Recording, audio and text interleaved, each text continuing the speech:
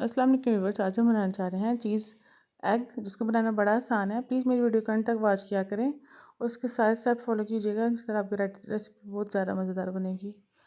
जिसके इंग्रेडिएंट कुछ यूँ हैं। 8 अंडे जाएंगे। अंडे को हमेशा एक एक करके तोड़ा करें, क्योंकि कोई भी ख़राब निकल सकता है। इसलिए आप भी अंडा एक एक करके तोड़ा करें, ताकि आपकी रेसिपी ख़राब ना हो जाया करे। और इसके बाद हम इसको ट्रे में डाल देंगे और फिर इसके अंदर हम सॉल्ट डालेंगे। थोड़ा सा 1/4 टीस्पून जाएगा इसमें। फिर हम इसमें टिक्का मसाला डालेंगे, थोड़ा सा, ज़्यादा नहीं। और फिर हम इसमें पूरी बाउल भर के चीज़ डाल देंगे। और एंड पे आप इसके अंदर धनिया डाल दें या पार्सले हैं वो डाल दें। मेरे पास नहीं तो मैंने धनिया डाल दिया था। आपके पास जो भी चीज़ अवेलेबल हो आप वो यूज़ करें। आप जब भी इस रेसिपी को बना के खाएँगे आपको बहुत ज़्यादा मज़ा आएगा। इसके बाद मैंने इसको डाल दिया था ओवन में। मेरा प्री हीटेड ओवन था और इसको मैंने 150 इसका टेम्परेचर रखा था और 20 मिनट के लिए मैंने बेक किया था।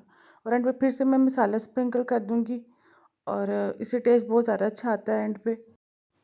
और उसके बाद इसको मैंने अपने ब्रेड की स्लाइस के हिसाब से कट कर लिया था और इसका सैंडविच बना के खाया था। अब इसको एज इट इज़ भी खा सकते हैं और इसका सैंडविच भी बना के खा सकते हैं, जैसे आपकी मर्ज़ी हो। मैंने ब्रेड को भी ओवन में कर लिया था थोड़ा सा क्रिस्पी, क्योंकि इसके साथ क्रिस्पी ब्रेड का ही मज़ा आता है। सॉफ्ट ब्रेड का कभी भी मज़ा नहीं आता। आप इसको क्रिस्पी कर लें, चूल्हे पे भी कर सकते हैं, तवे पे। वीडियो को एंड तक देखने के लिए थैंक यू।